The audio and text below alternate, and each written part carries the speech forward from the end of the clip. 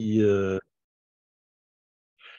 qui doit nous accompagner lorsqu'on parle de ce qu'on appelle le Ikar, le Yesod Hashnem Asar, c'est-à-dire le fondement numéro 12. Puisqu'on sait qu'il y en a 13, Ikare Haïmouna, 13 fondements d'Haïmouna. Et là, on est au numéro 12. Il y a donc dans cette Haïmouna, la semaine dernière, on a longuement parlé de l'importance de croire aux descendances de David et Shlomo. David et Shlomo. Ce n'est pas juste de croire qu'il y aura le Mashiach, mais de croire que le Mashiach va être issu de la descendance de David et Shlomo. Et on a expliqué quelle était la dimension de David, la dimension de Shlomo. Mais il y a dans ce Yesod, dans ce fondement, quelque chose de très étonnant, c'est que non seulement nous devons croire dans sa venue, mais il faut également aspirer à sa venue. Vous savez qu'une des 6 questions qu'on nous posera, c'est Tzipita li Yeshua. Est-ce que tu as aspiré à la Yeshua? Et donc, il y a une obligation d'attendre. Voilà. Et ça, c'est quelque chose d'assez étonnant, parce que tous les autres Ikarim, les autres fondements, ce sont des fondements qui sont basés sur l'intellect. Je sais qu'il y a ceci, je sais cela. Ce sont des connaissances. Et là, c'est basé sur l'attente. L'attente, c'est plus qu'une connaissance. C'est Rikshi, c'est le lèvre, c'est le cœur.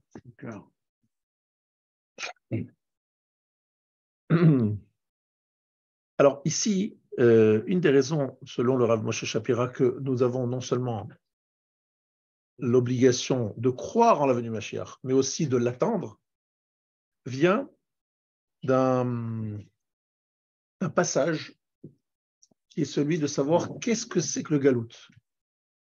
Parce qu'en fait, lorsqu'on ressent le galout, l'exil, on aspire à la fin du galout. On se dit quand ça va terminer. Et qu'est-ce que c'est le galout? Tout le galout est résumé dans une paracha qui est celle de Brit ben Avetarim, l'alliance entre les morceaux d'Abraham. Vayomer le Avram, Yadoa Teda. Répétition, Yadoa Teda, savoir tu sauras. Donc c'est un doublement d'un verbe. Savoir tu sauras. Yadoa Shani Mefazram, Teda Shani Mechansan. Je vais les disperser et je vais les réunir. Yadoa Shani Memashkenan, Teda Shani Pourkan. Sache que je vais en faire un gage. Les goïs vont nous prendre en gage. Ani Pourkan, Akadosh Baruch Hu va nous racheter. Yadoa Shani Me'ashavdam. Je vais les asservir. Ani Goalam, et je vais les libérer de cette servitude. Donc il y a une répétition de termes qui sont assez proches. Et en fait, il y a Doa Teda, ça veut dire le fait de prendre cette mesure de notre galoute doit nous permettre de percevoir notre Géoula. On remarquera que galout et Géoula, ce sont 2 mots, 2 verbes très proches. Galout, c'est l'exil. C'est un mot Gilouï. Gilouï, c'est dévoilement. Et Géoula, libération, c'est aussi une notion de... Il y a une notion de Gilouï, c'est-à-dire qu'Akadosh Baruch Hu va révéler au monde notre rôle, et il y a Doa Teda. Alors, il faut aider le Maharal dans le Sefer Netzach Israël, chapitre 11, Hagalut be'atzmo hu raya ve'hochacha berura al hagioula. וזה כי אין ספק כי הגלות הוא שינוי ויציאה מן הסדר. Le galout, c'est de ne pas être à sa place. Qu'est-ce que fait un juif à Neuilly-sur-Seine en 2023? Qu'est-ce qu'il y fait? C'est quelque chose qui n'est pas normal. Un juif, il doit se trouver en Eretz Israël, avec le Mashiach, en train d'apporter des sacrifices au Beth Amikdash. C'est ça son rôle. Le peuple juif dispersé dans le monde entier, c'est pas quelque chose de normal. C'est pas... Alors c'est vrai que ça fait 2000 ans, donc on s'est un peu habitué, quoi. Mais c'est pas normal, c'est pas normal. Yetzia mina seder. Pourquoi? Chaque peuple, il a son pays. Chaque peuple a son pays. Pourquoi est-ce que les juifs, ils devraient être dispersés dans le monde entier? Et donc, Kol advarim kashem yotzim imakom ativi, lorsque les choses sortent de leur lieu naturel, chutzim komam, elaim amida, ils ne peuvent pas rester dans un endroit qui n'est pas naturel. Chosrim, ils retrouvent leur le lieu naturel. On dit chasse le naturel, il revient au galop. Donc le juif, on essaye de disperser, c'est extraordinaire parce que nous, pouvons le dire dans une génération incroyable.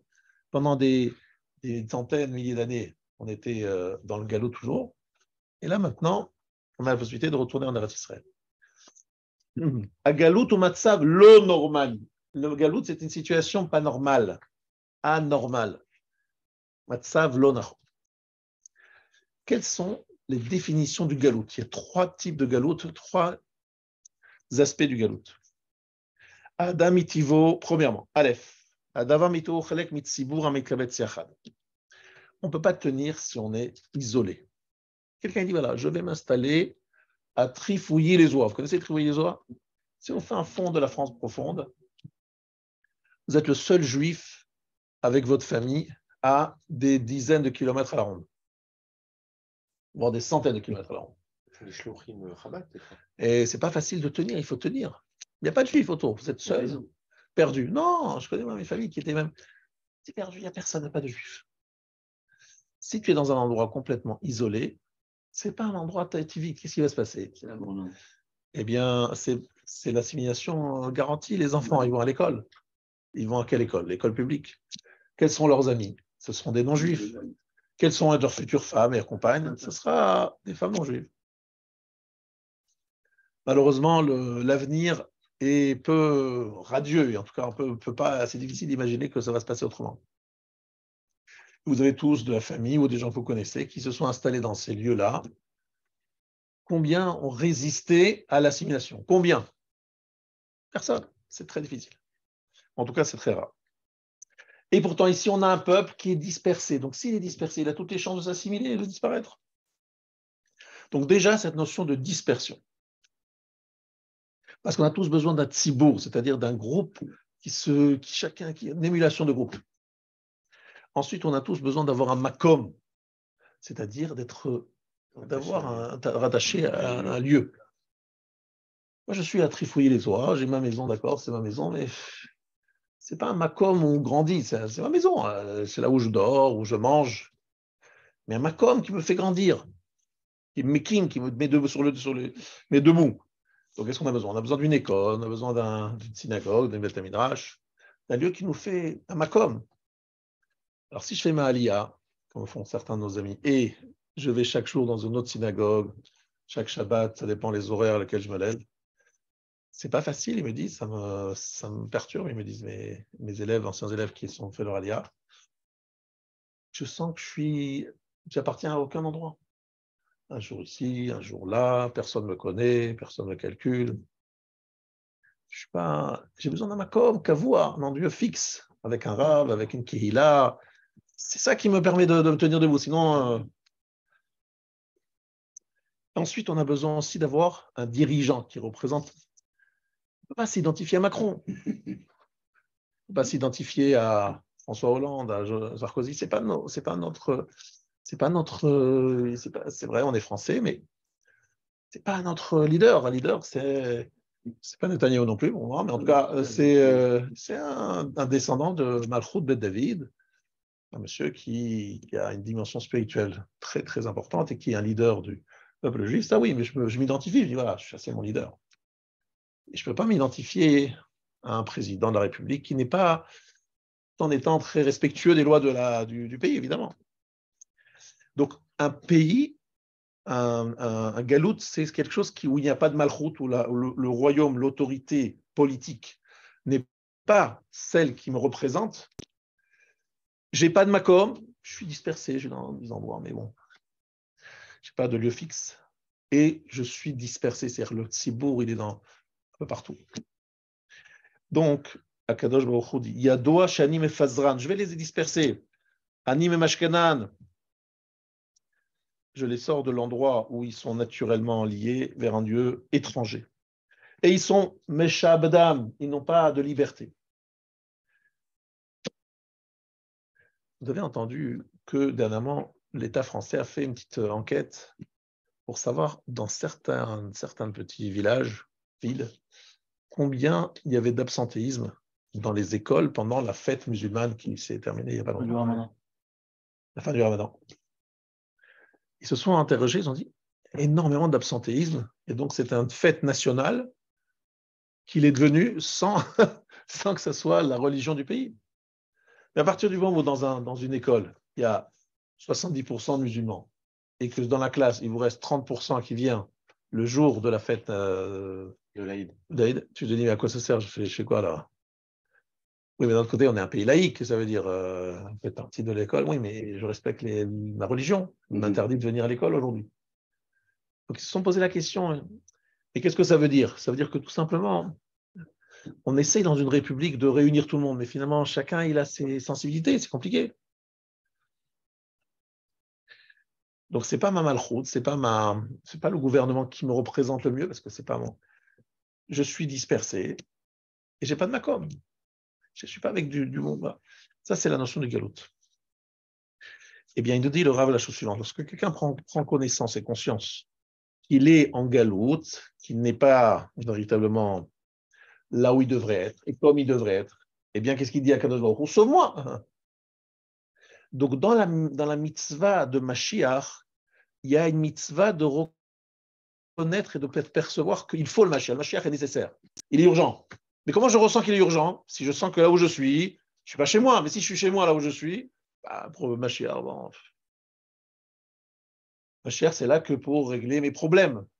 Mais c'est pas ça le Mashiach. Le Mashiach, c'est que tu dois sentir à ce moment que c'est une situation anormale, non naturelle. C'est ça que. Et donc, la notion de Tzivita et Yeshua, c'est donc déjà de comprendre que tu es en galoute.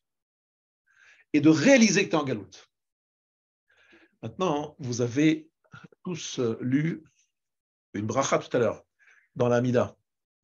Lisons ensemble cette bracha. Teka beshofar gadol lecherutenu, vesanes lekabetz galuyotenu, vekabtzenu yachad me'arba kanfot haaretz le'artzenu. Vous voyez qu'il y a 3 parties. Sonne avec un grand chauffard pour nous libérer. Le cherutenu, cherut, se libère. Vesanes lève l'étendard pour réunir nos galoutes, notre galoute. Réunis des 4 coins de la terre vers notre terre. C'est-à-dire, premièrement, Makom, le lieu. Que tu nous réunisses les Artsé, nous ramène-nous dans notre terre. Teka Beshofar Gadol, le Cherouté, nous libère-nous. On est sous autorité étrangère. Vesanes et Kabetz Galouyoté, non. Pardon? Il faut un Makom, il faut un maître qui nous représente. Et il faut Sanes le Kabetz, il faut Kibbutz, qu'on soit unis. Kakadosh Baruch Hu, on lui demande ces 3 choses-là pour sortir du galout. Teka b'shofar gadol, cherut, kibbutz et artsenu. Donc, si vous avez par exemple un juif qui est un peu assimilé, un peu beaucoup d'ailleurs, comment est-ce qu'on voit qu'il est assimilé? Quelles sont les caractéristiques d'un juif assimilé? Déjà, il n'est pas libre. Pourquoi il n'est pas libre? Parce qu'il est esclave de qui? De qui il est esclave? Il est esclave des normes de la société dans laquelle il vit. Il faut avoir un certain statut social, un certain revenu, être dans la mode, être dans certains réseaux, connecté. Quand tu ne connais pas TikTok, quand tu ne connais pas TikTok, tu es complètement out. Bref, tu dois rester, tu as une notion de, tu n'es pas libre, c'est-à-dire que tu dois prendre en compte les normes, les règles du pays dans lequel tu es, mais qui ne peux pas te libérer. Dans ton travail, on te demande d'avoir une certaine connaissance, mais on te met un certain carcan, tu es limité. Des codes. Tu as des codes. Ouais. C'est pas libre. Des codes. Ensuite, Makom, quelqu'un qui n'est pas lié à une synagogue, au Beth Midrash. Il n'y a pas de lieu. Il est dans sa maison, il va au travail. Comment est-ce qu'on peut le faire grandir? Il faut qu'il y ait un Makom, un lieu dans lequel il n'y a pas d'ancrage juif. Rien. Et il n'y a pas de la stimulation du groupe, il n'y a pas le groupe qui est là pour attends, viens, bouge-toi. Il est dans le galout. Vous lui dites, vous savez, le Mashiach, il dit, bon, le Mashiach. Le Mashiach, il y pense que lorsqu'il y a un problème de santé, de parnassa ou de belle-mère. C'est l'un des trois pour pour aspirer le Mashiach. C'est lorsqu'il y a un problème, Mashiach, s'il vous plaît, Mashiach. Mais bon, c'est pas sérieux, c'est pas ça le Mashiach. Vous avez compris le problème, c'est qu'en fait, réaliser du plus que pourrait apporter le Mashiach, c'est réaliser d'abord qu'on est dans un galoute et qu'il faut en sortir. Voilà. Donc ça, c'est ce qu'il dit le Rav. C'est pour ça qu'il y a une notion de attendre le Mashiach. Il ne faut pas simplement y croire, mais il faut aspirer à sa venue. Mais comment j'aspire à sa venue si je reconnais que je ne suis pas dedans? C'est clair? Voilà. Ça, c'était une petite introduction à notre shiur. Aujourd'hui, on va faire un shiur un petit peu pour les élites que vous êtes là. Sachez que c'est un sujet, la Gemara que je vais citer, c'est la Gemara une des plus difficiles du chasse. C'est dans Bechorot d'Afret. Amar le Kessar, le Rabbi Yoshua ben Hanania. Le César, Kessar, c'est César en fait en français, c'est très proche. Donc ça peut vouloir dire un général, ça peut vouloir dire un empereur, ça peut vouloir dire. Mais peu importe, c'est un homme important voilà. Et puissant. Dans quoi? Dans quel pays? Dans quelle civilisation? Rome. Et à qui s'adresse? À Rabbi Yoshua ben Hanania. Rabbi Yoshua ben Hanania, rappelez-moi, c'est l'élève de qui? Rabbi Yoshua ben Hanania, c'est le maître de qui? L'élève de qui? Et le maître de qui? Et de quelle période historique il vit? Pas tous ensemble, parce que là, on ne s'entend plus là. C'est le second temps. Les Amoraïm, non. C'est au second temps. C'est les Tanaïm ou les Amoraïm? Tanaïm. Bonne réponse. Ensuite, premier temple, second temple. Second temple. Second temple. Est-ce que le second temple est toujours en place? Il est toujours en place. Toujours en place. Alors, je vois que tu n'es pas arrivé dans Gittin, Daf, Nun, He ou Namverv. Non, c'était dans la période de Rabbi Akiva. Pas du tout. Après, non, c'est juste après. Non, c'est le temple est détruit là. Alors, ce n'est pas tout à fait exact. Rabbi Yochanan ben Zakkai. Rabban Yochanan ben Zakkai, le grand maître de la génération, Rabban Yochanan ben Zakkai. Il est dans Yerushalayim assiégé. Rappelez-vous de ce Gemara très connu. Il sort en faisant le mort, parce que la ville est assiégée, elle va être vaincue par les Romains. Avec une partie des... Et qui sont les deux élèves qui vont le porter son corps? Il n'est pas mort, hein, mais il fait semblant d'être mort. C'est Rabbi Yoshua et Rabbi Eliezer, c'est-à-dire ses élèves les plus forts. Rabbi Yoshua et Rabbi Eliezer, les maîtres de Rabbi Akiva. C'est les Zougot, quand même. Non, c'est après les Zougot. Bonne remarque, mais on est plus tard. Donc Rabban Yochanan ben Zakkai, il a deux élèves, mais des bombes atomiques, Rabbi Yoshua et Rabbi Eliezer. Et Rabbi Yoshua ben Hanania, il s'appelle Rabbi Yoshua ben Hanania, c'est le chacham de tous les juifs. C'est considéré comme le plus grand chacham. Et à la limite, c'est lui qui aurait dû prendre la place de Rabban Gamliel en étant Rosh Hashiva, mais il y a une raison pour laquelle il n'est pas devenu. La Gemara dans Brachot explique. Rabbi Yoshua ben Hanania, c'est du gros calibre. C'est celui qui sait répondre au sabbat de Béatona, les sages d'Athènes. Alors, il faut bien faire attention. Heureusement que le Rav Shapira nous a expliqué ça. Sachez que ce Gemara, on l'a étudié avec le Rav Shapira en 2005. 2005, à la montagne. Je me rappelle même que le Tour de France, il est passé à côté. C'était l'année d'après la disparition, en 2005. Après la disparition de Rabbi Nissim Rebibo. Et je lui avais demandé, c'est moi qui avais donné l'idée à mon beau-père, j'ai dit, il faut lui demander de faire sur Sabbat Beatona. Il nous a mis KO. Mais depuis, ces shiurim sont sortis dans un livre. Shiuré, Agon, Ramoshe Shapira, sur Sabbat de Beatona. Qu'est-ce que c'est Sabbat de Beatona? Les anciens Grecs, c'est-à-dire en fait les sages des nations. Il y a eu une période dans l'histoire où Hachem a donné aux nations une intelligence, une connaissance incroyable qui forçait le respect même de Rabbi Yoshua ben Hanania et de ses élèves. Et à tel point que lorsqu'il est niftar, les amis de Rabbi Yoshua ben Hanania, lorsqu'ils étaient près de son lit de mort, ils ont dit, qui va répondre maintenant à ces chachamim des nations? Ils ne savaient pas qui allait les représenter. Rabbi Yoshua ben Hanania, il sait répondre à tous ces détracteurs d'Israël. Mais c'est en langage codé. Mais ce n'est pas que codé, c'est... Je mets un défi, je ne pense pas qu'il y a beaucoup de rabbanim aujourd'hui au monde qui peuvent expliquer ces Gemara. Je pense qu'il y en a même très peu. Je dirais même qu'il y en a même très peu. D'où nous allons prendre notre explication, notre inspiration de ce livre, de Rav Moshe Shapira, qui lui-même s'est inspiré évidemment du Gaon de Vilna. Parce que même le Maharal, il n'a pas expliqué ces Gemara. C'est le Gaon de Vilna. Et là-dedans, il y a le secret de la venue du Mashiach, quelque chose d'extraordinaire que je vais vous révéler aujourd'hui. Vous avez la chance, vous êtes chanceux. Il a bien fait de venir, comme on dit. Nachash lekama mi'abar ou molid. Donc la question est plus que mystérieuse. Et sachez que c'est une mara très connue, c'est une mara très connue, mais très mystérieuse. Et là-dessus, sur Segmarat, le Maharal dit aucune explication ne doit être prise au pied de la lettre. Tout est à prendre sous la forme de parabole, de machal, on appelle machal. Donc, question de Rabbi Yoshua ben Hanania à Rabbi Hanania par le Kessar, l'empereur grec, l'empereur romain. César. Oui, alors, juste, le Rav Shapira nous a expliqué que le Ramban, c'est un Ramban, un Nachmanide qui a d'ailleurs été censuré. Il écrit qu'en fait, les Romains sont les personnes, le peuple qui a le plus diffusé la sagesse grecque. En fait, les découvreurs, les grands chachamim, les plus sages, les plus grands penseurs, c'est les Grecs. Et moi, j'étais très étonné de parler à Béni Lévy dans les Vrachas. Je lui demandais, mais qui sont les grands philosophes? C'est qui les vrais philosophes? Il m'a dit, c'est les Grecs.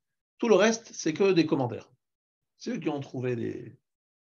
Donc, j'ai vu que même les goïms, ils pensaient, parce qu'ils représentaient un philosophe qui a appris chez Sartre, eux, ils sont d'accord que leur référence, leur Torah Shebirtav, c'est les Grecs. Et il y a eu, pendant une période de l'histoire, Hachem leur a donné des cadeaux et leur a fait des révélations incroyables. Certains disent qu'ils l'ont pris de Shimon HaTzadik, bref, tout ça, dans plein de différentes lectures, mais des grosses pointures, c'est pas des rigolos. Mais la chokhma humaine, la chokhma des hommes, mais ils sont arrivés au summum. Les Romains, qu'est-ce qu'ils ont fait? Ils ont pris cette chokhma, ils l'ont diffusée. Tsim, miyad, kitim. 3 mots qui veulent rien dire. Lorsque vous lisez Tsim, kitim, c'est quoi? Kitim, c'est un nom de descendant de Yefet. Yefet, c'est le deuxième fils de Noach. Il a donné naissance aux Grecs. C'est écrit explicitement dans la parashat Noach. Et il y a le mot kitim. Les gens ne savent pas ce que ça veut dire kitim. Kitim, c'est les Grecs. Et Tsim, c'est en fait que les Romains, avec leur force, parce que les Romains, ils ont une force. L'organisation, ouais.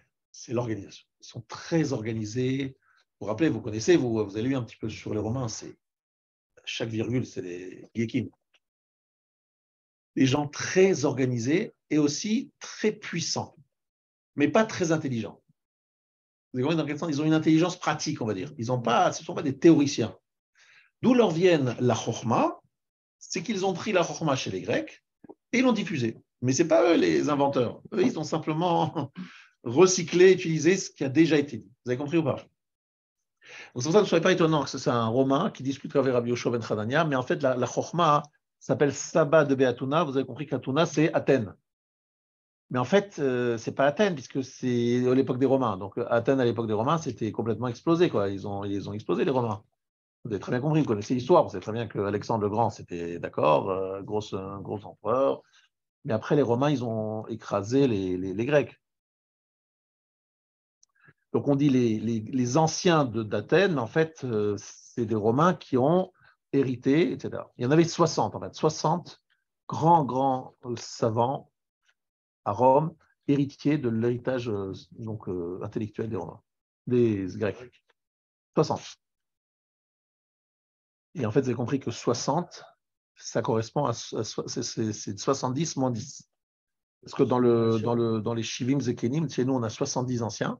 Il y a 10 qui sont au centre et 60 qui les entourent, comme le Samer. Donc eux aussi, ils ont le Samer, mais ils n'ont pas les trucs au milieu. Bon, j'expliquerai ça un peu plus loin dans quelques instants. Alors, il pose une question. Nachash lekama mi abar ou molid. Question bizarre. Combien de temps un serpent garde dans son ventre son petit bébé, son fœtus, avant de donner naissance à l'enfant? Ouais, des œufs. Combien de temps? Parce qu'on est tous d'accord, leur serpent, c'est des œufs, hein, d'accord? C'est un ovipare. Alors, combien d'années? Je vous donne la réponse. À Marley, les chefs chanés, 7 ans. 7 ans après avoir été fécondé. Alors, on peut dire à ta femme que 9 mois, franchement, c'est pas grand-chose. Hein? Tu dis, le serpent, c'est 7 ans. L'éléphant, 14 mois. Maintenant, vous comprenez bien qu'un rabbin qui pose cette question, non, à qui on pose cette question, peut se dire, bon, c'est pas mon job, moi je suis un rabbin, je suis pas un botaniste, ou je suis pas un biologue, un biologiste, je sais pas comment on appelle ça. Bon, c'est pas mon truc, c'est pas mon boulot. Mon boulot, quoi, de m'occuper des serpents, de savoir combien de temps ils. Et bien en plus, on s'en fout, à la limite, on s'en fout. Quoi. Vous avez compris, on s'en fout. Ça va changer quoi dans votre vie? Alors, réponse de ce sabbat de Beatuna.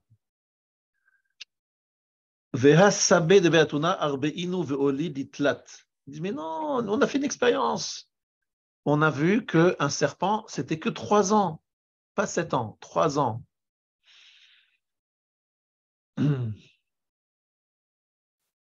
Franchement, de quoi on parle? On lit cette Gemara, on se dit, mais on n'est pas en train de perdre notre temps là, de savoir si c'est 4, 7 ans, 3 ans, mais c'est quoi ce délire?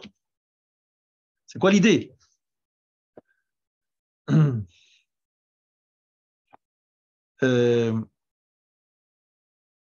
Alors, je vous fais je vais pas vous donner tous les détails de cette Gemara, chaque mot est bizarre. Alors, je vais vous dire ce que dit le Rav Shapira.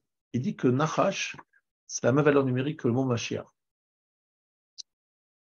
Et Nachash, Yemei Ibo Shel Nachash, d'après le Gaon de Vilna, c'est fait allusion à Chevle Mashiach, c'est-à-dire au temps dans lequel le Mashiach va venir. Comment le Mashiach va venir? En combien de temps? On parle de 7 ans, un cycle de 7 ans qu'on va expliquer dans quelques instants. Alors, Mashiach, valeur numérique Nachash. Nachash, c'est combien? 50. Chet, Noun, c'est 50. Chet, c'est 8. Et Shin, c'est 300. Ça fait 358. Et Mashiach, 358. Je tape barre. On aurait pu dire, bon, c'est. Coïncidence. Le Gaon de Vilna, c'est lui qui dit ça, cette gématria. Il dit, c'est la gématria de Nachash. Donc en fait, vous avez compris qu'ici, la question, c'est le Mashiach, quand est-ce qu'il tombe enceinte? Quand est-ce qu'il va arriver? Combien de temps ça va prendre pour le faire accoucher? Combien de temps ça va en prendre? 7 ans. Et eux, ils disent non, 3 ans. Alors c'est 3 ans ou 7 ans, mais c'est quoi le sujet? Là, il dit quelque chose qui est incroyable, que j'avais vraiment depuis longtemps, cette question. Et voilà ce que dit le Rav. Comment il s'appelle? Vous savez, la famille Ben Ishai. Vous connaissez les Ben Ishou? Ben Ishou, Ben Ishai. Vous en avez plein hein, aujourd'hui. Vous savez que c'est un nom incroyable. C'est David Ben Ishai. Le père de David s'appelait Ishai. Et vous savez que le père de David, Ishai, il fait partie des 4 personnes qui sont morts avec un 0 faute. On fait 0 avérote. 0 avérote, aucune. Donc, le jour de leur mort, l'ange de la mort a dit, écoutez, mais je vais faire quoi, moi? Je ne peux pas les tuer, c'est pas possible, ils ont fait 0 faute. Hachem, il a dit, tue-les quand même. Mais Hachem a dit, c'est pas normal. L'ange de la mort a dit, ils ont rien fait. Il a répondu, mais c'est la décision que j'ai prise suite à la faute d'Adam Arishon. L'homme deviendra mortel, il faut qu'il meure. Donc on les a tués, ils sont morts par le Malach HaMavet, mais ils avaient fait 0 faute. Qui sont les autres bombes atomiques qui sont dans ce groupe? Pardon? Amram, père de Moshe. 2e. Binyamin, fils de Jacob. 4e. Il y avait une femme aussi, non? Pas de femme. Non. S'il te plaît. Le fils de? Non. C'est le fils de David. Il s'appelait Kilhav. Kilhav, fils de David. Binyamin, fils de Jacob. Amram, père de Moshe. Ishaï, père de David. Ça fait 4 personnages. Dit la Gemara dans Baba Batra, page 17. Elle dit qu'il y en a 4 qui sont morts uniquement Be'itav Shel Nachash. À cause d'une décision du Nachash, Itav Shel Nachash, à cause du serpent qui a inoculé le venin et qui a rendu les hommes mortels. Les hommes sont devenus mortels parce qu'ils ont écouté le serpent. Et ils ont mangé le fruit interdit. Alors, et donc il y a un vrai problème, c'est que Avigail est appelée Bat Nachash. Avigail Bat Nachash. En fait, Nachash, c'est Yishai est appelé aussi Nachash. Pourquoi est-ce qu'on appelle Yishai Nachash? Parce qu'il est mort à cause du serpent. C'est-à-dire, comme le serpent a fait fauter l'homme, Hachem a dit, même si vous n'avez fait aucune faute, vous mourrez à cause de la décision qui a été prise suite à la faute d'Adam Arishon avec le serpent. L'homme deviendra mortel. Mais en réalité, ces gens-là, ils ont fait zéro faute. Maintenant, lorsqu'on vient au cimetière et qu'on va à un enterrement, ne faites pas de soucis, toute personne qui est enterrée, elle a fait des fautes.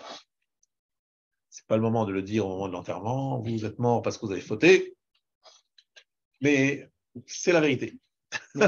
Mais Amram n'a pas fauté, Amram. Pardon? Amram a fauté. Zéro faute. Amram a fait zéro faute. Ça lui a reproché d'avoir fauté. Alors, il a fait tout de suite tchouva. Parce que tu peux ne pas avoir de faute si tu as fait tchouva, mais non, mais si tu fais tchouva parfaite, ça s'appelle zéro faute.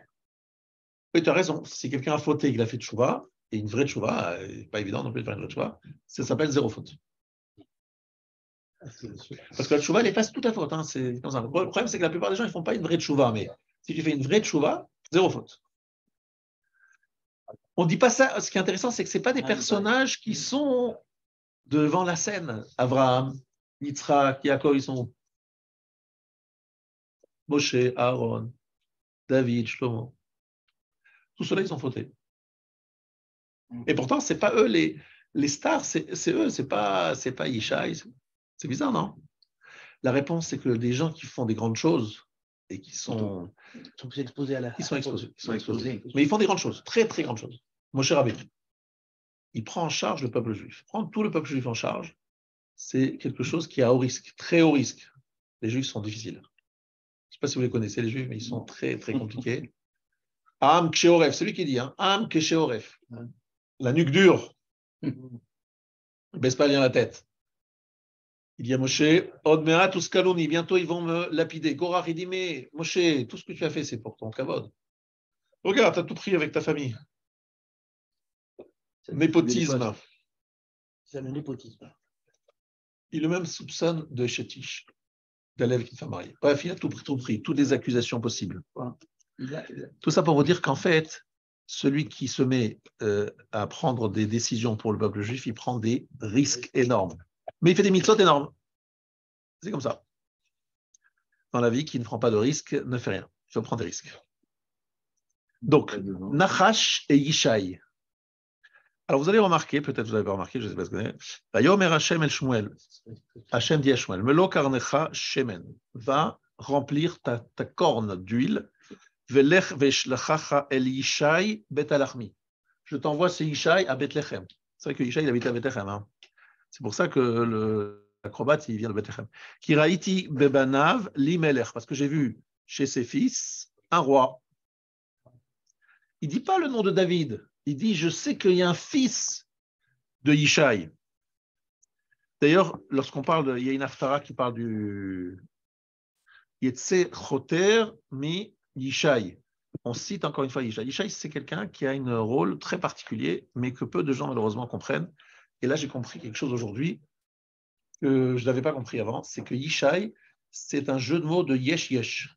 Parce qu'en fait, vous avez compris qu'il y a, si vous prenez le yud et le shin, après le shin et le yud, vous mettez en facteur le shin, vous avez yesh et deux yesh. Yesh, et yesh c'est 310, et deux fois yesh c'est 620, et c'est keter, la couronne. Ça veut dire quoi? Ça veut dire qu'en fait, la force d'un tzaddik, c'est d'arriver à réunir Shamaim Varez, c'est le ciel et la terre, et c'est symbolisé par les 310 fois 2.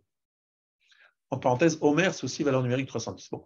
Mais en tout cas, ce que je veux dire, c'est que la force de Yishai, c'est de faire le chibour, le lien entre Yesh et Yesh, entre le monde Shamaim et Aretz. C'est la force de Yishai. Yesh, Yesh. Et en fait, Rabotai, ça c'est le Sod. Alors, il y a un fils chez Yishai. C'est pas par hasard qui est le fils de Yishai. C'est le fils de Yishai. C'est comme ça que David Amelech devient David Amelech. Alors maintenant, je voudrais passer. Donc, alors, pourquoi alors merci beaucoup. C'est qu'en fait, ici, Nachash lekama mi abar ou molid. Question. Pourquoi le serpent, combien de temps il va concevoir et pendant combien de temps il va porter son enfant, son serpent de bébé, quoi. Son bébé serpent, son rejeton. Il est mieux. C'est vrai, le rejeton, ça va mieux. Rejeton ou rejeté. Alors, dit le Gaon de Vilna, c'est quoi la question? Combien sont le temps de la gestation de Chevlé Mashiach? C'est que le Mashiach, on appelle la naissance du Mashiach. Naissance du Mashiach, c'est qu'en fait, il y a des contractions. C'est quoi vous connaissez les contractions d'une femme? Ça se passe comme ça. Au début, c'est très espacé, puis après, ça devient de plus en plus proche. Puis des fois, après, ça s'arrête. Elle dit, je sais pas, je comprends pas, tout s'est arrêté. Elle n'en peut plus. Elle vous dit à ce moment-là, j'en peux plus. Quand ça va reprendre, des fois, ça prend beaucoup de temps, et ça revient, ça repart. Il y a des gens en 45 minutes qui y arrivent. Il y en a d'autres, c'est très, très, très, très, très long. C'est pour ça qu'on dit à monsieur, quand tu accouches, parce qu'il prend du temps de dire ce qu'il a à dire, quand tu vas accoucher, des fois c'est très long, c'est très pénible, des fois c'est facile, des fois c'est rapide, on ne sait pas. Mais ce qui est sûr, c'est qu'il y a ce qu'on appelle les chavlé leda, c'est-à-dire des contractions qui annoncent la naissance. Et ces contractions-là, on l'appelle ça la période messianique, c'est une période de contraction. Alors, en ce moment, par exemple, si vous voulez savoir si on est en période de Mashiach, est-ce qu'on est en pleine contraction, il y a une preuve dans la fin de la Masechet Sota qui a été terminée il y a quelques jours. Chochmat Chachamim Tisrach, la sagesse des sages sera considérée comme quelque chose de dégoûtant. Méprisable. Il y a des juifs qui vont mépriser les Chachamim. Ils vont dire, mais c'est n'importe quoi, ces religieux, ces barbus, et cette Torah, et machin. Ils auront une relation avec la Torah comme si c'était quelque chose de... Non, oublie l'histoire de l'armée. Ils détestent, ils haïssent juste l'odeur même de Torah, de machin. C'est incroyable, incroyable de voir cette haine. Je dis, mais c'est pas possible. Justement, dis que ça ne t'intéresse pas, dis que tu n'es pas concerné. Tu vois. Non, Tisrar, c'est pénible pour moi. Je ne peux pas supporter l'odeur. Il y a un religieux qui est à côté. Et pas le religieux seulement. La chokhma de ces religieux. La chokhma, elle est insupportable. Chutzpah Yazgé, il y a beaucoup de chutzpah. Chutzpah, grâce à Dieu, la chutzpah est sans limite. C'est un bon signe de l'avenir de Mashiach. Donc on est dans les chavlé leda, c'est-à-dire les contractions qui donnent. Comme les contractions d'une femme, ça peut s'arrêter, puis après ça reprend, et puis après ça reprend, et ça s'arrête, et ça reprend. Et nous, on est a priori dans un accouchement difficile. Vous avez été a priori, d'après je ne suis pas un gynécologue, ni un accoucheur, mais je vous dis, le Mashiach, il a du mal. Il va falloir les forceps. Quoi. Les forceps, ça a l'air d'être comme ça, ouais. Alors, maintenant, le Rav, il a été un de ceux qui a le plus analysé la chrétienté sous l'analyse du Gaon de Vilna, avec le regard du Gaon de Vilna, parce qu'on voit tous que les Romains ont adopté la chrétienté. Pourquoi est-ce que les Romains sont devenus tout un coup chrétiens? Ils n'ont jamais été chrétiens. Les Romains, au départ, ils étaient païens. Pourquoi les Romains sont devenus tout d'un coup chrétiens? Alors là, je vous apprends un truc que je suis sûr qu'on ne connaissait pas. Certain. Le Rav nous a expliqué, c'est écrit Veyado ochezet ba'akev esav. La main de Yaakov saisissait le talon d'Esav. Vous savez ce que ça veut dire, ça? Ça veut dire que Esav, il a compris que le jour où lui, Esav, il va laisser sa place, donc le talon, c'est la fin donc, du corps, c'est Yaakov qui va pouvoir prendre la suite. Donc il se dit, oulala, ce jour où je vais devoir tirer ma révérence, c'est les Juifs qui vont prendre ma place. Qu'est-ce qu'il a fait? Il a dit, je vais annoncer la venue d'un Mashiach avant son temps. Le Mashiach est déjà venu. Le Mashiach est déjà venu, ça veut dire que le Yaakov ha'ochez, parce qu'en fait, le Mashiach, c'est Yaakov, en fait, pour eux. C'est leur Mashiach, c'est Yaakov qui est venu, qui saisit le talon d'Esav et qui va prendre la suite. Donc, eux, ils disent, la chrétienté, la Natsrout, comme on appelle ça en hérite, c'est la suite, c'est le Mashiach, c'est la fin des temps, etc. Mais pourquoi ils disent ça? Pour résoudre leurs problèmes, disant, mais il y a une suite après nous, il y a quelque chose d'autre après nous, ils ne veulent pas. Ils veulent être les derniers. Donc, qu'est-ce qu'ils vont faire? Ils vont adopter la Natsrout, la chrétienté, pour dire, voilà.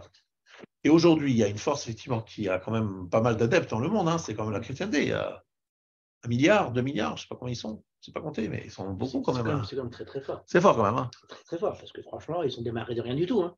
Ils étaient bouffés par les lions dans les cirques, on les tuait, ils sont arrivés, on les crucifiait. Bien sûr, on les lapidait en morceaux. Ils sont arrivés à imposer quand même plus de 2 milliards d'individus. Mais qui leur a donné cette réussite? C'est Rome. Les Romains ont fini par adopter la chrétienté. C'est eux qui ont accepté ça. Vers 300. Vers l'an 300. Vers l'an 300. Ça a pris un peu de temps.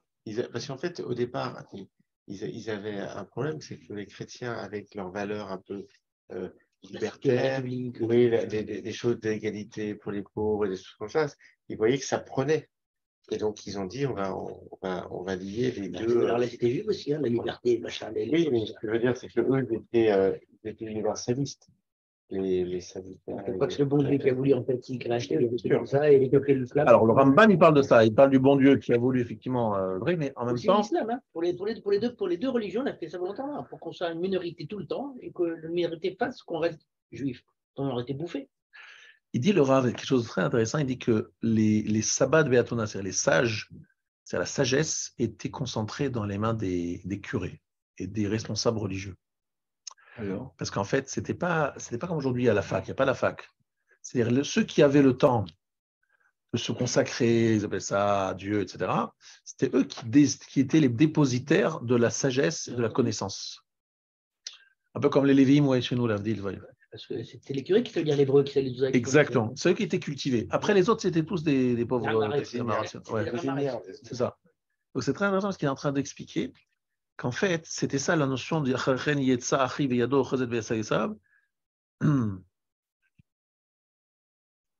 il y a eu un homme très important parmi les Chachamim de Esav qui a dit, mais qui va nous suivre, qui va nous prendre notre relève?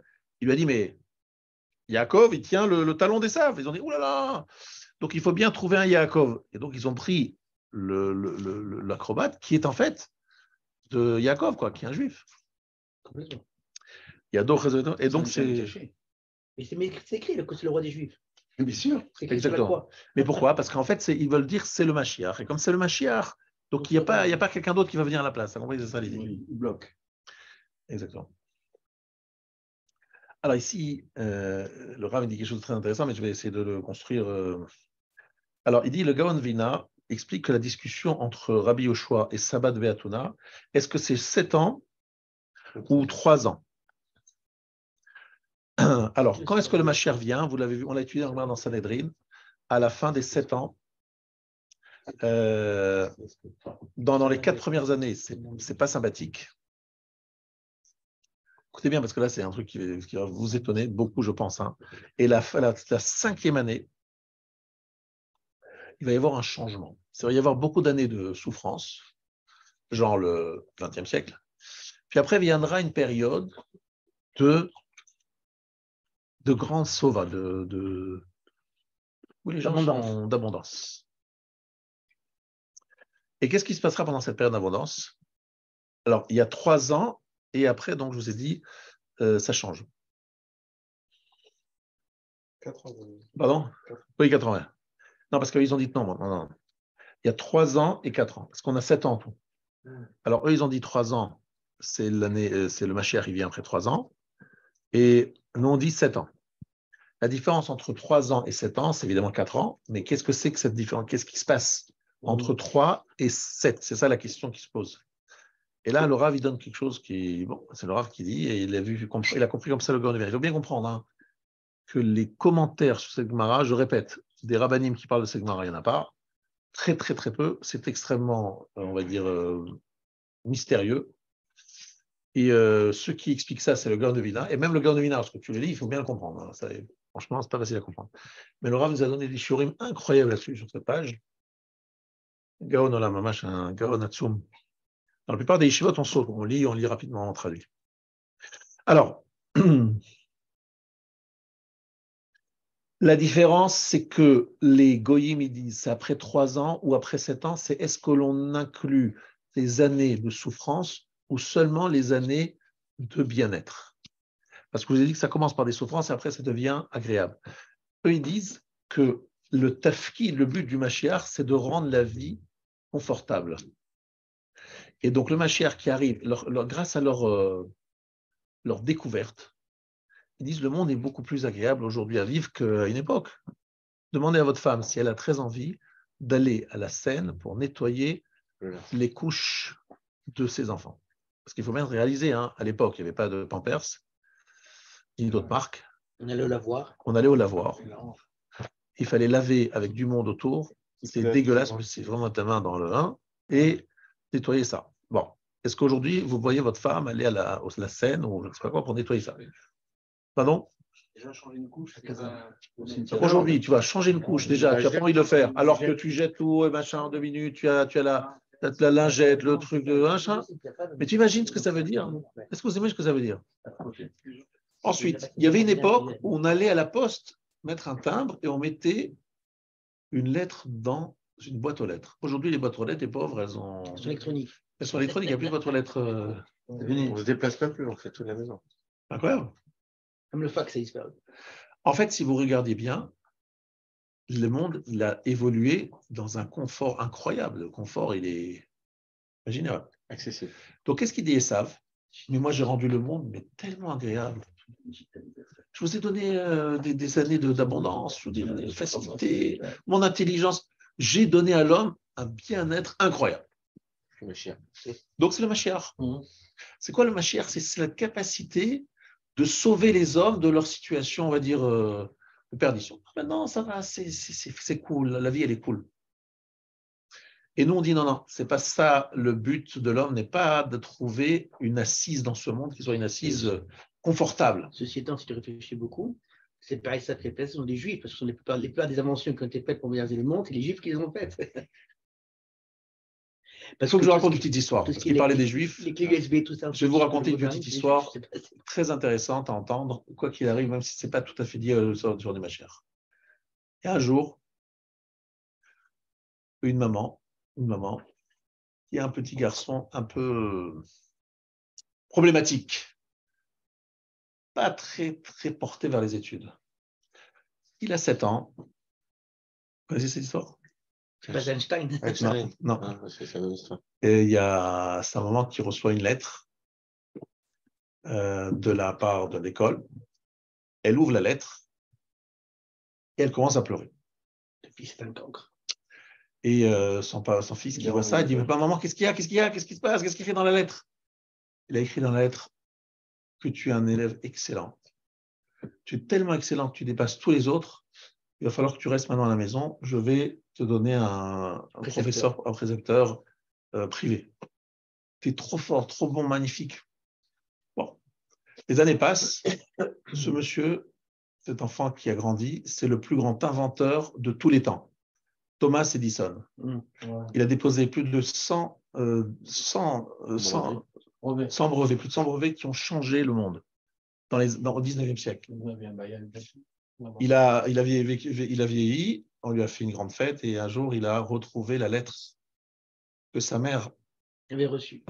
Et qu'est-ce qui est écrit dans cette lettre? C'est écrit que votre fils nous le renvoyons. Nous le renvoyons. C'était un teubé. Exactement.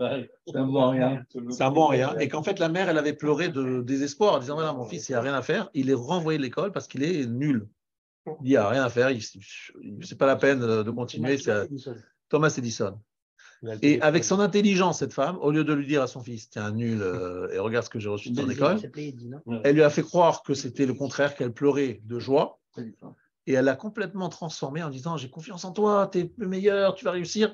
Et c'est comme ça qu'il a réussi. Parce qu'en fait, vous savez, la vraie réussite d'une personne, c'est lorsqu'il a confiance en lui, lorsqu'il se dit, je suis capable, j'y vais y arriver, machin. Si on est en train de dire, je suis un nul, je suis machin, bon, on n'arrive pas. Il faut donner confiance aux enfants, mais c'est très important. Et même des enfants moyens, si on leur donne beaucoup de confiance, ils réussissent. Et vous savez, vous l'avez vu autour de vous, moi je l'ai vu autour de moi. C'est assez impressionnant. Et vous savez qu'avec mon âge, je commence quand même à devenir un âge avancé. Je vois les réussites de mes copains de la yeshiva. Ceux qui ont réussi, c'est souvent ceux qui avaient le plus de confiance en eux. Vous les voyez défiler ici. Et des fois, je me dis, pourquoi c'est lui qui est devenu cette star? Lui, il n'était pas le meilleur, je me rappelle très bien de ses notes. C'était même peut-être un des derniers de la classe, des fois. Et il y en a certains, je ne vais pas vous dire les noms, évidemment, que vous admirez aujourd'hui, mais moi, je me rappelle, ce n'étaient pas les meilleurs. Mais la différence, c'est qu'en fait, pour réussir, il n'y a pas que la réussite intellectuelle. C'est des gens qui ont... La ténacité. Non, beaucoup de confiance en eux. Ils ont confiance en eux. Ils ont des ambitions, ils ont des confiances. Et c'est vrai que c'est ça qui leur fait dépasser leurs limites. Mais il y a des gens très forts, très intelligents, mais ils n'ont pas confiance en eux. Ils disent, moi, je suis nul, je sais pas, je machin, truc. Alors, ils vivotent. Moi, le collège, vous savez que le collège de Ponevezh, c'est un des plus grands, des plus forts collèges du monde. Et le collège de Ponevezh, de Mir. J'ai là-bas des anciens amis à moi qui sont là-bas depuis que j'ai quitté la Yeshiva, c'est-à-dire depuis 1988. Et ils étaient déjà à l'époque à la Yeshiva depuis au moins 7-8 ans. Faites un calcul. 40 ans. Ils sont depuis 40 ans à la même chaise. Pratiquement. Et je sais qu'ils sont très forts, très, très forts. 40 ans, ils n'ont pas bougé. Au même endroit. Mais c'est quoi Au même endroit. C'est quoi très fort? Ils connaissent énormément de Torah. Énormément de Torah. Ils ont évolué, ils sont. Mais ils n'ont pas de place. Ils n'ont pas de place, ils n'arrivent pas à déboucher. Des fois, il y en a certains qui veulent sortir, mais qui n'arrivent pas à trouver une place. Et il y en a d'autres qui sont beaucoup, beaucoup, beaucoup moins forts, mais qui font un gros travail. Après, Akadosh Baruch Hu, dans le ciel, il évalue les choses de notre façon. Donc, je ne sais pas, mais je peux vous dire que la confiance en soi est très importante, tout ce que je peux vous dire, et on le voit tous les jours. Bien. Je ferme la parenthèse, mais parce qu'en fait, ce n'est pas vraiment lié à ce que je voulais. Par exemple, entre autres, le chrétien en chef, l'acrobate, c'est celui qui a été renvoyé de sa yeshiva, vous avez compris. C'est celui qui a été renvoyé de sa yeshiva. Son Rav lui a dit, alors pourquoi il l'a renvoyé? Pourquoi il l'a renvoyé? Parce qu'il battait les femmes. Non, parce qu'il a dit une phrase. Elle a des beaux seins ou elle a des beaux yeux. Il battait les meufs. Il n'a pas regardé. Et encore, c'était pas aussi vulgaire que ce que tu le dis, mais c'était quelque chose, on va dire, c'était quand même une phrase un peu borderline. Il lui a dit, tu es dehors, mais après, il est venu demander Mechila. Et il lui a fait un signe, l'autre, il n'a pas bien compris. En fait, il était en train de faire cette fille-là, et l'autre, il a compris qu'il a été rejeté une deuxième fois. Il n'est plus revenu. Et écoutez la suite. Alors, Volvo, il m'a dit, moi, je vous dis, j'ai écouté de sa bouche. Il a dit, il est sorti de la yeshiva et il est allé sur la place publique. Il a parlé à des païens, des gens complètement ignorants. Il leur a dit, écoutez, je vais vous raconter quelque chose. Il a dit, ah oui, qu'est-ce que tu vas nous dire? Il aura fait un chiour très profond qu'il avait entendu à la yeshiva. Et les gens, il a dit comme ça, le Rav, les gens en ont fait un dieu.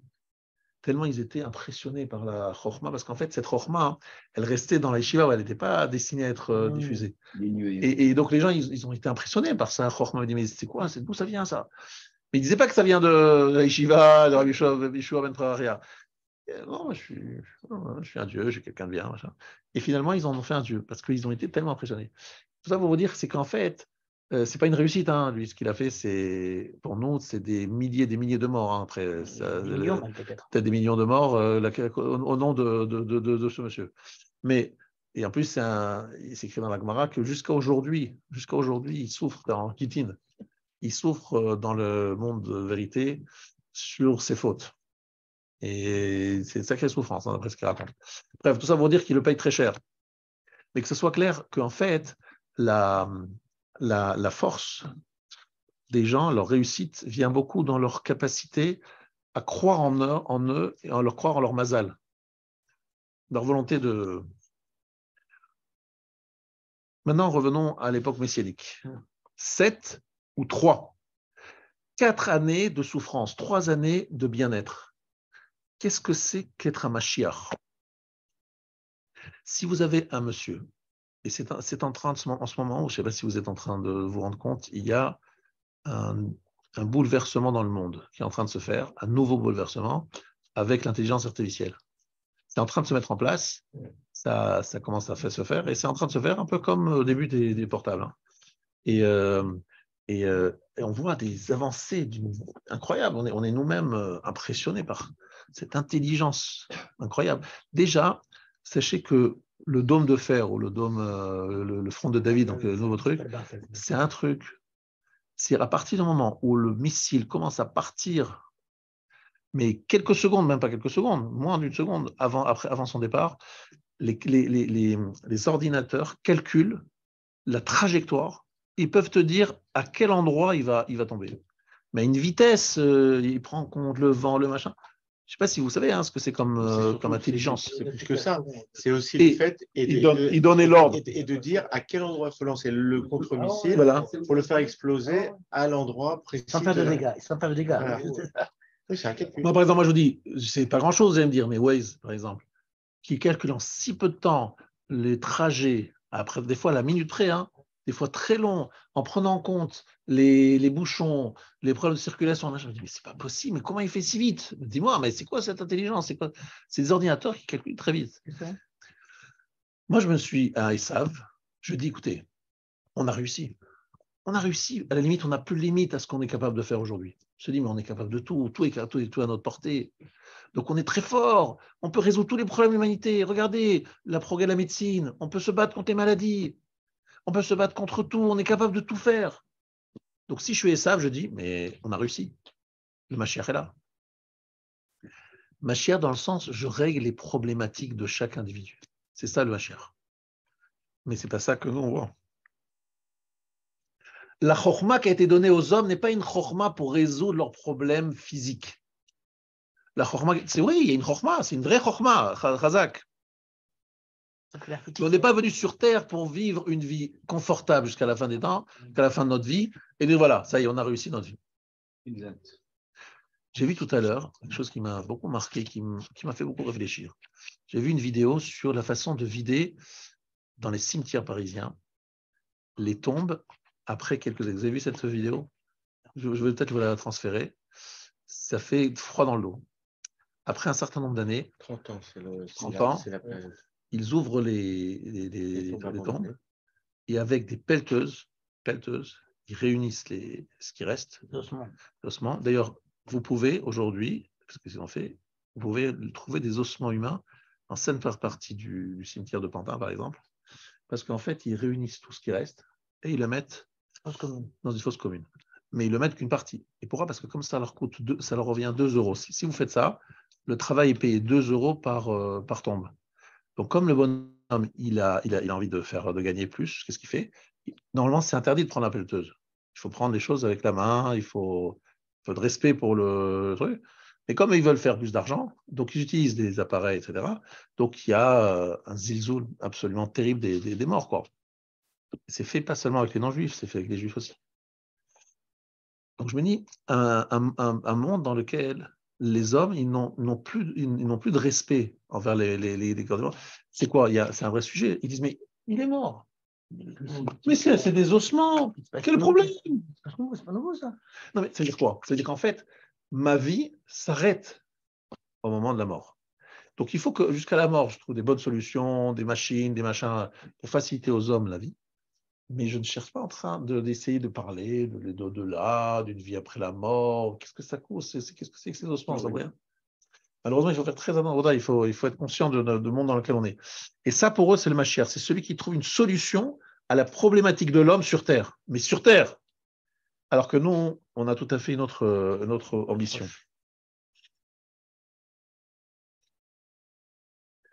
Alors, 3 ans ou 7 ans, c'est de savoir est-ce que... Alors ici, il y a des choses incroyables. Je suis juste en train d'effleurer le sujet. C'est un sujet très, très intéressant. Vous savez que la période messianique, elle est totalement en parallèle avec la période de Shlomo HaMelech. Shlomo HaMelech, c'est la période qu'on appelle Siara Bishlemuta. Ça veut dire la lune lorsqu'elle est pleine.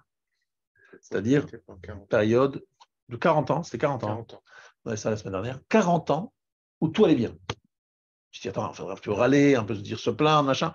40 ans, richesse, kavod. Les gens disaient, on a un problème d'une question à poser, on va aller voir Shlomo. Shlomo, c'est celui qui répond à toutes les questions. Le Chacham Mikol Adam. De son vivant, il est dans la période extraordinaire de l'histoire. Ça, c'est la période messianique. La période messianique, ça sera comme l'époque de Shlomo. Sauf que ça se terminera mieux que l'époque de Shlomo, qui s'est très mal terminé. Pourquoi c'est très mal terminé? C'est là qu'il est en train d'expliquer. C'est qu'en fait, quelle est l'aspiration d'un juif? C'est quoi son aspiration? Alors, regardez bien ce qu'il dit.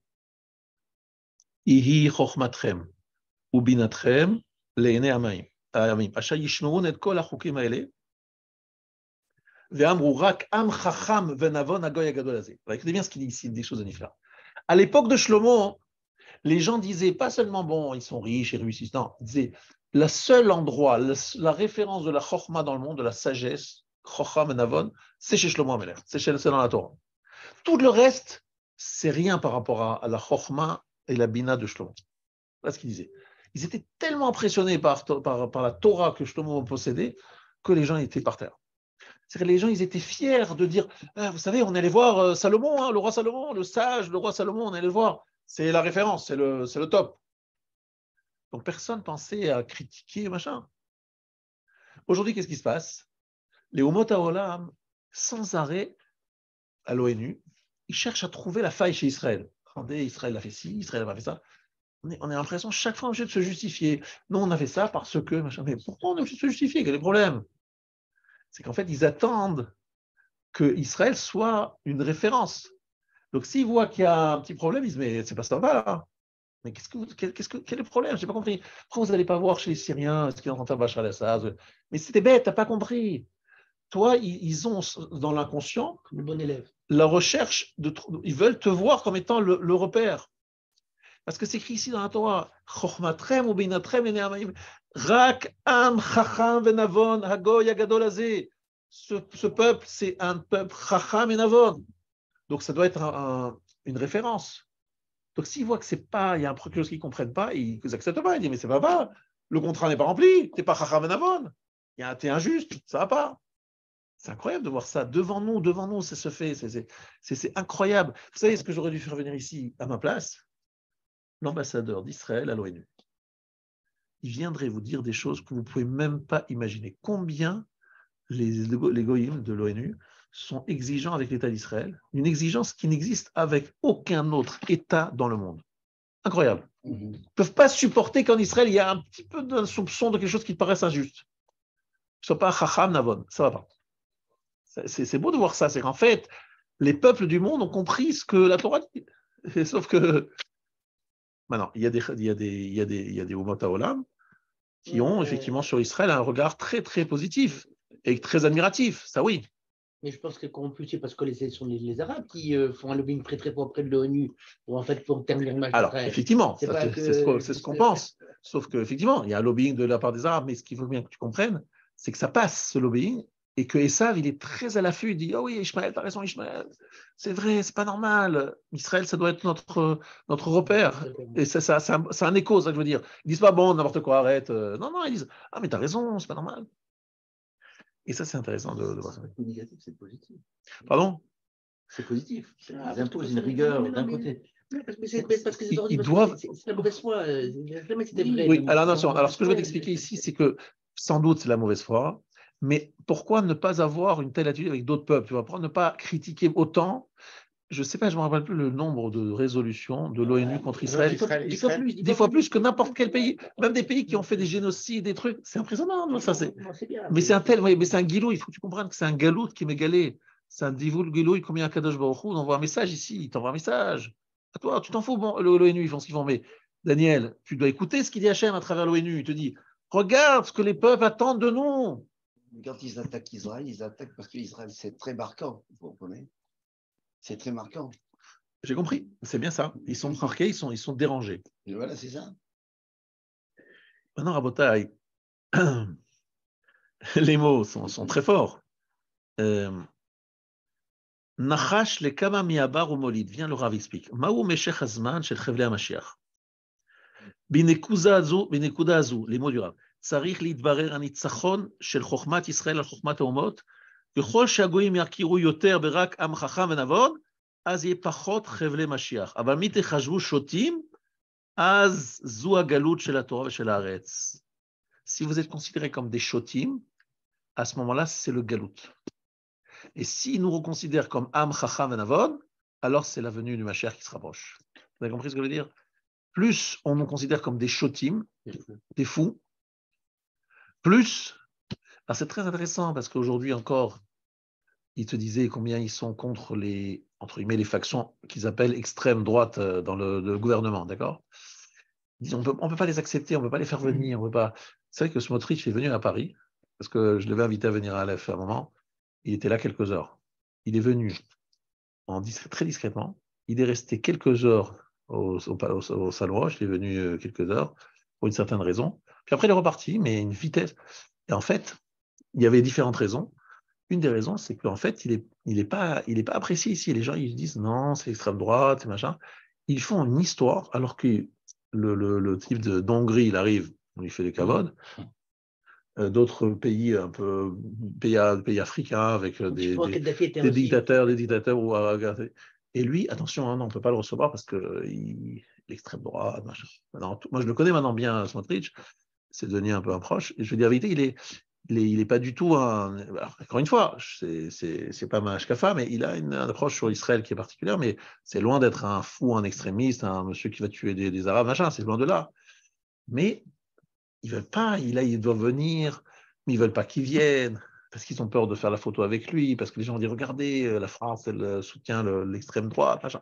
C'est dingue hein, de voir ça, cette exigence, alors que je vois des fois les chefs d'État qui arrivent, mais c'est des pays, mais c'est des gens qui tuent de leurs mains, des gens, etc. Tu te dis, mais c'est pas possible.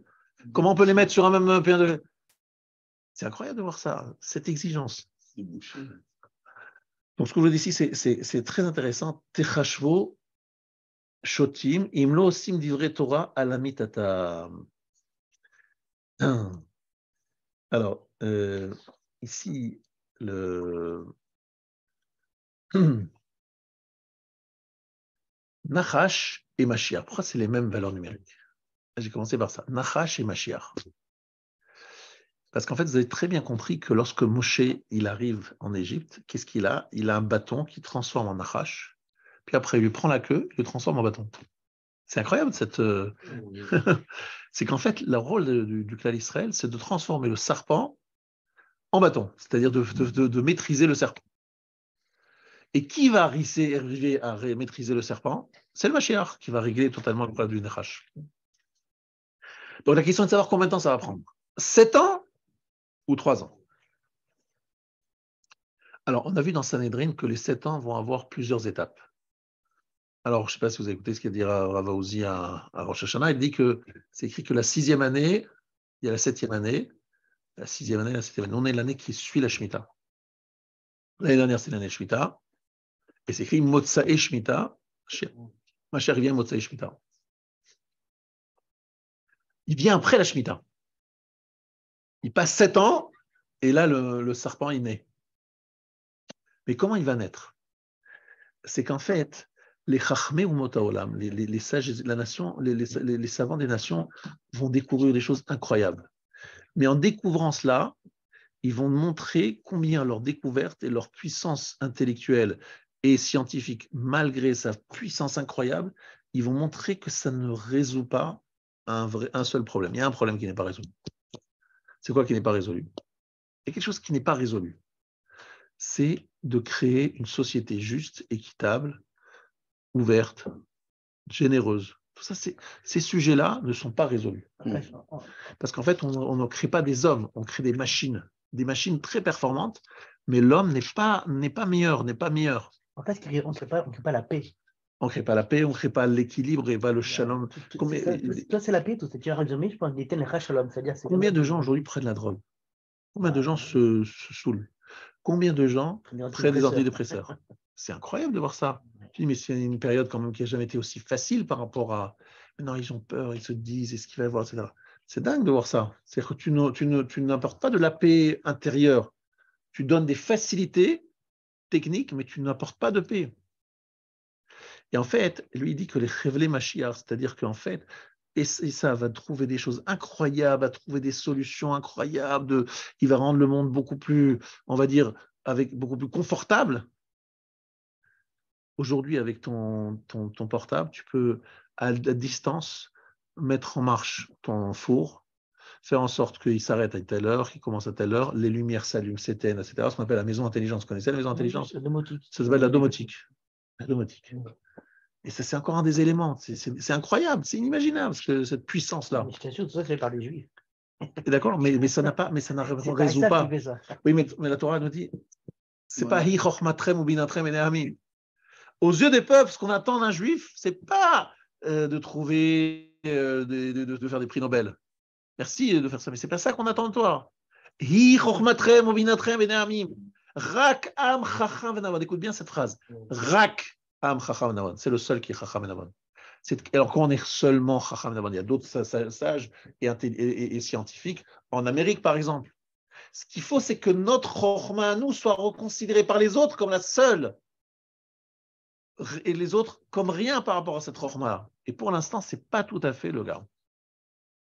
Et je dis qu'on est en train d'y arriver. Pourquoi? Parce qu'ils vont se rendre compte qu'à fur et à mesure qu'ils trouvent des solutions, on va dire, confortables à l'individu, ils ne résolvent pas le vrai problème de l'homme. Pourtant, tu viens voir, aujourd'hui, on dit partout, n'importe où, ils diront que les Juifs sont les plus grands scientifiques au monde, c'est eux qui ont le plus de prix Nobel, c'est eux qui ont le plus de tout ça. Donc, tu vois bien que notre Chokhma, elle est chez nous, malgré tout. Et c'est pas le Chokhma, alors, d'abord, elle n'est pas chez nous. Il ne faut pas oublier qu'il y a quand même beaucoup de prix Nobel qui ne sont pas juifs, pas non plus d'oublier ça. Il y a beaucoup de scientifiques qui ne sont pas juifs. Il y a des juifs, effectivement. En pourcentage, c'est énorme, on est d'accord. Mais ce n'est pas ça qui va les rendre admiratifs des juifs. C'est ça que tu veux qu'on comprenne. Ça les rend jaloux. Non, ça les rend jaloux, ça. Ils disent, mais pourquoi ce juif, il a sur l'amazé, c'est pas son l'amazé. Tu occupes les dents. Tu me mets la jalousie. C'est de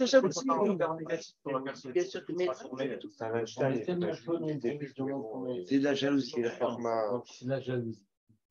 C'est de la jalousie. Par contre, ils ne sont pas jaloux lorsque il y a ce qui ne serait pas jaloux de la chokhma de Shlomo. Parce que la chokhma de Shlomo, c'est une chokhma qui n'est pas celle des scientifiques. Vous voyez ce que je veux dire? Oui. C'est la chokhma de Shlomo. Mais il disait Rak am chacham venavon. C'est les seuls qui sont chacham venavon. Rak, c'est ça qui est important que vous compreniez. Et c'est cela qui est la période messianique. Lorsque tout le monde comprend que c'est la seule chokhma, la vraie chokhma. Tant qu'on n'y est pas arrivé, on est quand même dans la préparation parce qu'en faisant toutes ces découvertes, on va voir que ça ne va pas résoudre les problèmes des hommes. Ce qui est intéressant parce que moi je l'entends. Je les entends se dire on est dans une période au niveau de technologie la plus avancée de tous les temps, mais on n'a pas résolu le vrai mal-être des gens. On n'arrive pas à résoudre les problèmes sociétaux et moraux des gens. C'est ça qui est incroyable. Ils se rendent compte de ça. Ils se disent, mais ça sert à quoi, alors, finalement, d'être plus à l'aise? À la limite, les gens, aujourd'hui, ils veulent revenir à la nature. Ouais. Ils se disent, je vais me prendre une petite ferme dans un endroit perdu, et je vais prendre une vache, bio, machin. Je reviens à la terre. Pourquoi est-ce qu'ils veulent revenir à la terre? Parce qu'ils se disent, finalement, tous ces trucs très sophistiqués, ça n'apporte pas du bien-être. Quelque part, je suis bien avec la nature, avec les animaux, on revient. Alors, à quoi ça a servi toute cette folie, toutes ces découvertes? Si c'est pour finalement se dire, finalement, on était bien dans notre petit lopin de terre avec notre charrue et notre bœuf. C'est ça qui est en train de se passer. Vous comprenez bien ça. Et à ce moment-là arrivera, il dit, la vraie chokhma, c'est une chose. Écoutez bien, il y a un événement dans l'histoire qui n'est pas assez connu, que je vais vous révéler aujourd'hui. Il y avait une réunion à Berlin au 19e siècle, où ils avaient convoqué, c'est le 10e siècle ou 20e, ils avaient convoqué les plus grands dans tous les domaines, les plus grands artistes, les plus grands scientifiques dans tous les domaines, mathématiciens, physiciens, chimistes, bref, tous les tops de tous les domaines. Donc il y en a un qui se lève et dit, voilà, nous sommes réunis, messieurs, nous avons ici les représentants de toutes les matières humaines, et nous sommes les meilleurs ici, donc en toute modestie. Se lève quelqu'un et dit, non monsieur, il manque un représentant d'une matière. Il dit laquelle? Il a répondu, il y a un petit endroit à Kelm en Lituanie où il y a une yeshiva où on forme des hommes. Il n'y a personne ici qui est venu et qui était formé en tant qu'homme. C'est quoi de former en tant qu'homme? Par exemple, à Kelm, on apprenait à recevoir chaque personne, peu importe qui il arrivait, avec le sourire. À tel point que le Rav nous racontait ça pratiquement en pleurant. Il nous disait, il y a quelqu'un de nouveau qui est arrivé à la yeshiva, donc il se retrouve à l'entrée. Il y a un type qui sort. Baruch haba, mais quelle joie, quel plaisir de te voir. Je sais pas, je ne connais pas, je suis là. Bon. Arrive quelqu'un d'autre. Même accueil. Il dit, mais c'est bizarre, j'ai l'impression que je crois avoir de la famille ici. Il se rend compte qu'en fait, dans cette situation, on a appris aux élèves à recevoir chacun avec beaucoup de chaleur. Et puis après, il voit dans cette yeshiva énormément. Oui, une yeshiva, regardez bien. Ça, c'est le top. À Rosh Hashanah Kippour, je crois que c'est après Kippour, on distribue. Qu'est-ce qu'on distribue comme mitzvot? celui qui va nettoyer le Beth Midrash. Nettoyer, c'est nettoyer, quoi. Passer le spongia, le truc, le machin. C'est qui recevait ce truc? C'est le dernier. Le meilleur, on voulait récompenser le meilleur de l'Yeshiva, donc on lui donnait le srout, le mérite de nettoyer le petit Beth Amikdash et le Beth Midrash de l'Yeshiva de Kel. C'est-à-dire que c'était considéré non pas comme quelque chose d'avilissant et de rabaissant, mais au contraire, un mérite incroyable, un cadeau de nous donner le mérite de pouvoir nettoyer le Beth Midrash. Je trouve ça magnifique de réussir à envoyer ce message à des élèves. Et je ne vous dis pas, le Rav, il nous racontait des choses incroyables sur le... Moi, j'ai connu un élève de là-bas. Chaque fois qu'il rentrait au Beth Midrash, je me rappelle, il était 7h du matin. S'il est écrit 7h01 sur la montre, c'est que la montre avançait. Il était à la minute près. Toujours nickel sur lui, propre, il n'y avait rien à redire sur lui. Et toujours, mais chaque page, chaque pensée, chaque truc, il calculait. Tu dis, wow, c'est quoi ces monstres? Lorsque je suis arrivé à l'Yeshiva, j'ai rencontré ce monsieur, je dis, mais c'est quoi ces gens-là, d'où ils viennent? Et par exemple, un exemple de l'exemple qu'il donnait, je suis resté un jour un peu plus longtemps, il y avait pratiquement plus d'élèves dans la salle d'études, et lui, après la tfila, il avait étudié, machin, et donc il ressort du Beth Midrash, il voit, c'était à l'époque un arabe, qui nettoyait entre la fin du Shacharit et le début de l'étude. Donc il n'y avait pas grand monde qui nettoyait. Il est venu vers lui et il lui a remercié. Il lui a dit merci beaucoup, tout ce que vous faites, etc. L'arabe dit mais c'est quoi ce. Il a remercié l'arabe comme s'il faisait, je ne sais pas, il lui avait amené $1 million. Je lui ai dit regardez, ça c'est des grands hommes. Les autres, ils ne voient qu'un balai qui se balade. L'arabe, c'est le prolongement du balai. Lui, il est Makir Tova. C'est un homme, c'est un être humain avec un cœur. Pourquoi tu ne dis pas merci? Pourquoi tu ne dis pas merci? C'est un être humain. Pourquoi c'est le seul qui fait ça? Pourquoi personne n'a cette réflexion? En regardant bien ce Rav, je me suis dit merci mes parents de m'avoir envoyé dans un endroit où il y a des hommes qui ont été construits dans l'université, la fac qui construit les hommes. C'est ça qui manque. Et c'est ce qu'il a fini par dire, disant, voilà, ici, nous avons les plus grands mathématiciens, chimiques, tout ce que vous voulez. Il nous manque quelqu'un qui sait construire un homme. C'est ça qui nous manque. Et ça, c'est ce qui va se révéler, c'est ce qui est en train de se révéler en ce moment. Rak Am Chacham Benavon. Ce peuple-là, il est Chacham Benavon, il est capable de résoudre le problème de l'homme. C'est-à-dire trouver une société plus juste et éduquer les enfants comme il faut, et trouver l'équilibre entre nos besoins corporels, nos besoins spirituels, nos relations avec nos femmes, nos enfants, les autres. Ça, c'est que la Torah qui donne. Ça, c'est pas la science et comment il s'appelle GPT là? ChatGPT. C'est pas lui qui va trouver la solution. Voilà, Odaï. D'accord. Allez, messieurs, on va passer en vite tout de suite, s'il te plaît. Vite. Jusqu'à 22. C'est un juif qui dirige le ChatGPT. Autre chose. C'est inimaginable. Altman. Altman?